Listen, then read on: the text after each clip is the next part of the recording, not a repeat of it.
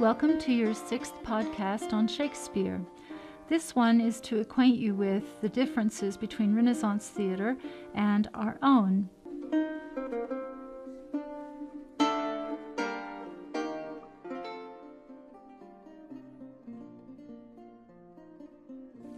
So let's begin with the image. This is an image that was made during Shakespeare's time. You have the Paris or Bear Garden, clearly marked here. Another theater in the round where bear baiting and monkey ripping apart took place. It was kind of gladiators among animals over here. Here is your globe, and Shakespeare mentions the screaming bear. So we presume that people, spectators within the globe, could hear the screaming bears. The dogs were let loose. The bear's tied to a stake and the dogs are let loose to torture him, and people found that exceedingly funny, but we won't judge. All right, so let's look at some of the other facets of Renaissance theater. There were at least 4 professional theaters running, and they staged plays, different plays. Please remember, they staged different plays almost every day. If they were to stage a play, a flag would be up, and you can see the flag is up at the globe right there. A flag would be up to let the people know that they could come to the stage play in the afternoon, early afternoon, because they started work very early. So this is a weekday, and we're going to stage our play maybe about 2 o'clock so that when the sun starts setting, it's not too dark yet, or the play is finished. The Bear Garden entertainment close by we've talked about, so you can remember that as entertainment, but again, bear baiting, bull baiting, and monkeys put on the backs of horses run around within the round of this theater, dogs chasing it. At a certain point, the horse would throw the monkey and everyone would clap. There are other staged events in England. There are heads on London Bridge, and there's in the J classroom downstairs on the 3rd floor, there is a larger panorama of London, and you see the pikes with the heads on top of London Bridge.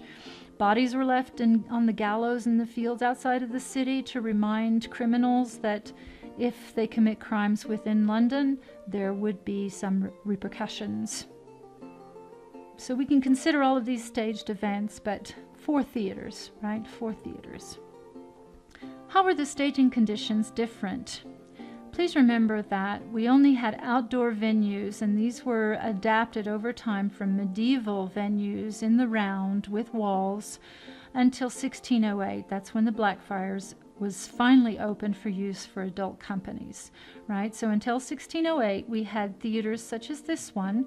This is a drawing by a Swiss traveler named Thomas Platter, who wrote a letter back home in which he included a drawing of the theater, the Swan. This is the Swan Theater, where Julius Caesar was being staged. Notice that the action is taking place very far out for us. It's not an apron stage like we have now. This stage jutted out to the middle of the round. We also had some indoor staging for the monarchy. This would have taken place in the royal buildings such as Whitehall. And these indoor venues were the only times James I would have seen plays. He did not go to plays. As I mentioned in the last podcast, neither Elizabeth nor James went to the public theaters. The public theater came to them, especially during the revels season. That's at Christmas.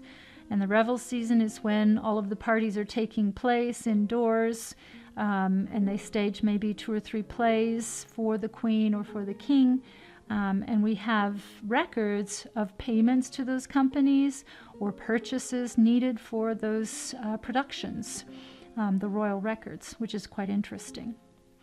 So please remember when you look at this, that this is a theater that has been converted from an alehouse courtyard. All right, I mentioned that in the last podcast as well. We didn't just come up with this form of theater in this shape. This theater developed from a medieval theater that was round and had a wall and had a central focal point. All right, so think of it as a cultural development more than some sort of architectural wonder. Plays were interrupted by the plague, And this meant that people had to travel if they wanted to keep up their incomes. So during times of plague, which would go on for months, the actors would leave London and travel throughout the countryside, staging plays in nobles' homes, for example. And also please remember that the plays were made out to be the playhouses of the devil by some religious groups, and these playhouses were almost synonymous with prostitution. There are two reasons for that. The first reason is, for example, Shakespeare's competitor's stage called the Rose. That was their theater. There's a lot of archaeological history about the Rose, which you can read about online today. But the Rose was next to the Little Rose, which was a brothel. If you don't know what a brothel is, you're going to have to look that up. So there is one link to prostitution, which is that contiguity, that the playhouse itself was next to or adjoined by a brothel. There's also the idea, and this is a more figurative way of looking at prostitution, and that is that boy actors are playing women, but also actors are playing people whom they are not. And remember too, if you're not aware, prostitutes at the time dressed better than their station would normally allow, and therefore they're playing someone that they are not. So you can think of the prostitute playing someone she is not, compared to the actor playing someone he is not. Remember as well, I'm sure you already know, and I have mentioned this, that the actors were trained very young into the trade with women's roles. They were apprenticed to an older actor, and typically that older actor would give the young actor his parts. And I'm going to explain parts here.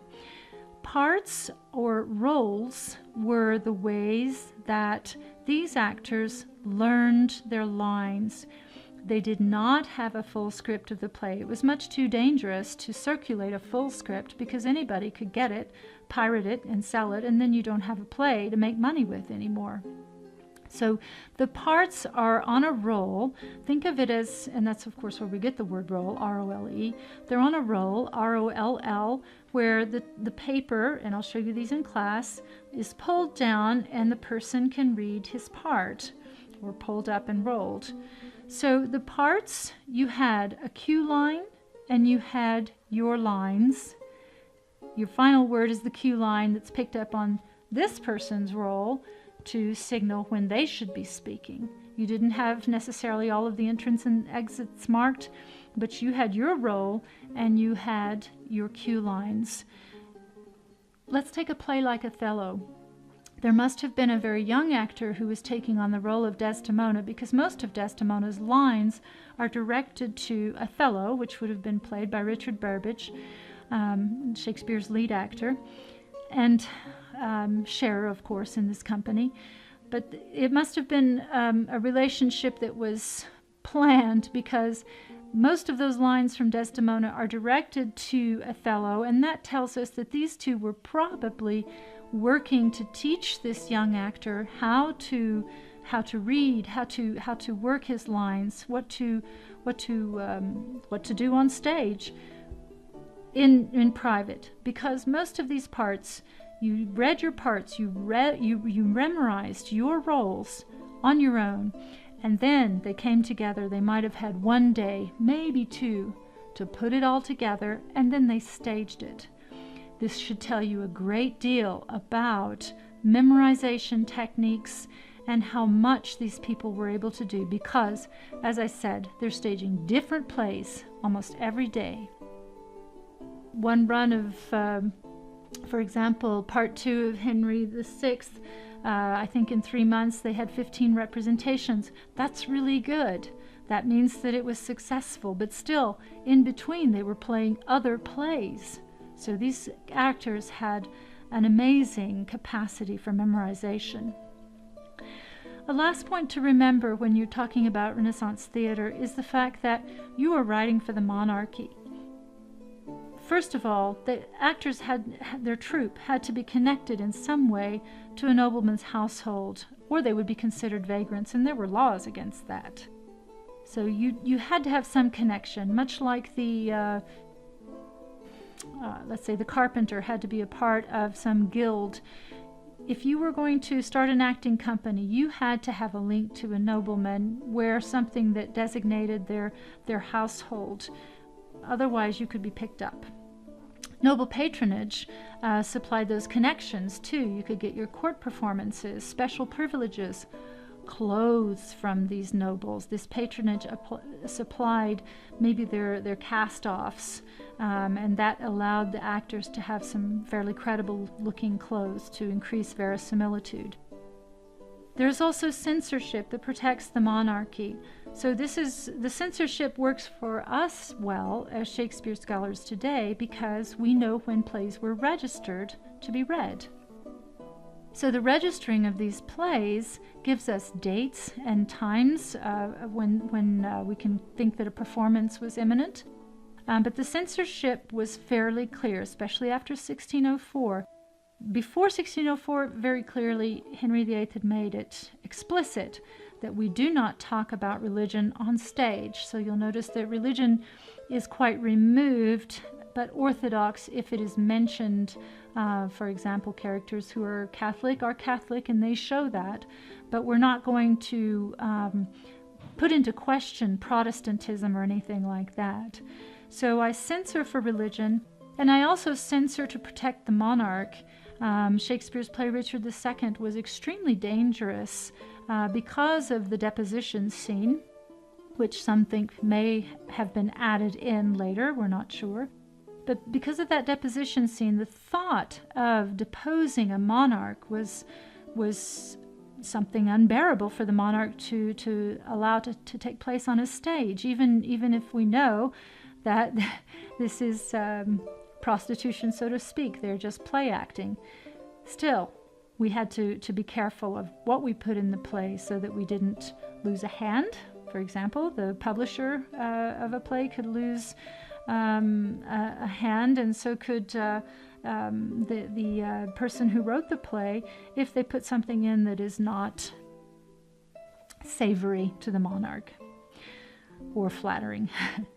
And so this fear of offending the monarch is real. It's treason. Anything that might harm the monarch is considered treason. That's how Anne Boleyn was murdered. It's treason. Any behavior that puts the monarch in a position of having to defend him or herself is treason. So we can imagine all of the wonderful treatment reserved to traitors at this time, and I think that would probably be enough to keep playwrights from trying to question the monarchy or question religion. So a theater very, very different from our own, from the types of entertainments that you might have in town, and the staging conditions and the fact that we are writing with a monarchy constantly looking over our shoulder. And that concludes our notes for Renaissance theater.